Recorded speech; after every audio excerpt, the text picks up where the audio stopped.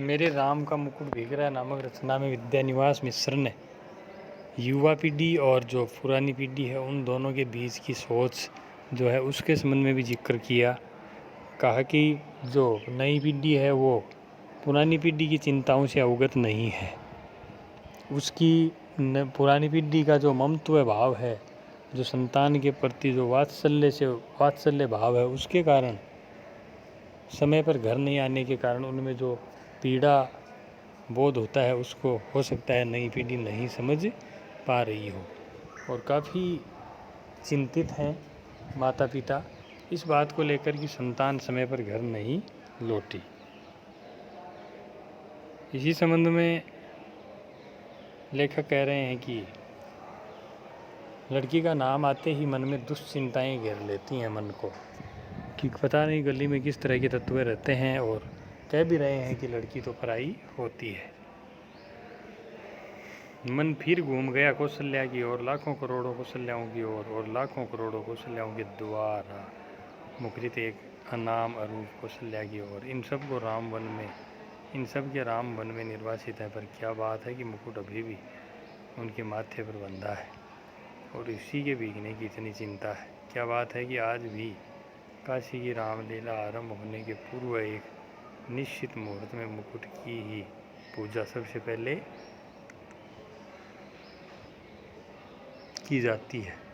क्या बात है कि तुलसीदास ने कानन को सत अवध समाना कहा और चित्रकूट में ही पहुंचने पर उन्हें कली की कुटिल कुचाल दिख पड़ी।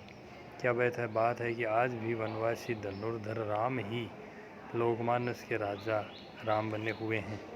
कहीं न कहीं इन सब के बीच एक संगति होनी चाहिए। अभिषेक की बात चली, मन में अभिषेक हो गया और मन में राम के साथ राम का मुकुट प्रतिष्ठित हो गया। मन में प्रतिष्ठित हुआ, इसलिए राम ने राजकीय वेश में उतारा, राजकीय रथ से उतरे, राजकीय भोग का परिहार किया। पर मुकुट तो लोगों के मन में था, कौशल्या के मात्र स्नेह में था। ये कैसे उतरता? वह मस्तक पर विराजमान रहा और राम भीगे तो भीगे, मुकुट न भीगने पाए, इसकी चिंता बनी रही। राजा राम के साथ उनके अंगरक्षक लक्ष्मण का कमरबंद दुपट्टा भी प्रहरी की जागरूकता का उपलक्षण न भीगने पाए और अखंड सौभाग्यवती सीता की मांग का सिंदूर न भीगने पाए। सीता भले ही भीग जाए, राम तो वन से लौट आए, सीता को लक्ष्मण फिर निर्वासित कर आए, पर लोकमानस में राम की वन यात्रा अभी नहीं रुकी। मुकुट, दुपट्टे और सिंदूर के भीगने की आशंका अभी भी साल रही है, मतलब पीड़ा दे रही है। कितनी अयोध्याएं बसी उजड़ी, पर निर्वासित राम की असली राजधानी जंगल का रास्ता अपने कांटों, कुशों, कंकड़ों, पत्थरों की वैसी ही ताज़ा चुंबन लिए हुए बरकरार है। अर्थात उन्होंने जो पीड़ा भोगी वो आज भी जनमानस के मन मस्तिष्क पर विराजमान है।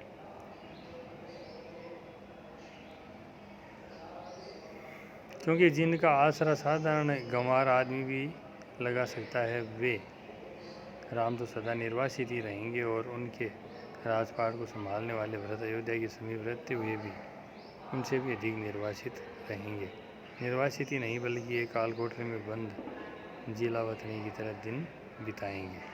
तो जनमानस जो है, साधारण जो गांव के आदमी हैं, वे राम तो सदा ही क्या रहेंगे, निर्वासित, और उनके राजपाट को संभालने वाले भरत समीप रहते हुए भी, पास रहते हुए भी उनसे निर्वासित ही रहेंगे, क्योंकि ये भावनाएं जनमानस के मन में हैं।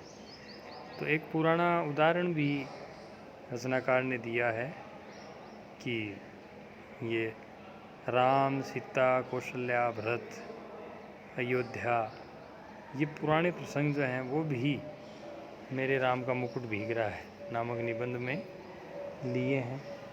और अपनी जो संतान है, जो कहीं कार्यक्रम देखने गई हुई है, समय पर नहीं लौटी, उसके संबंध में ये उदाहरण दे करके अपनी बात को और अधिक स्पष्ट करने का प्रयास किया है कि मन में प्रतिष्ठित हुआ, इसलिए राम ने राजकीय वेश में उतारा, राजकीय रथ से उतरे, राजकीय भोग का परिहार किया, अर्थात त्याग किया। और मुकुट तो लोगों के मन में था।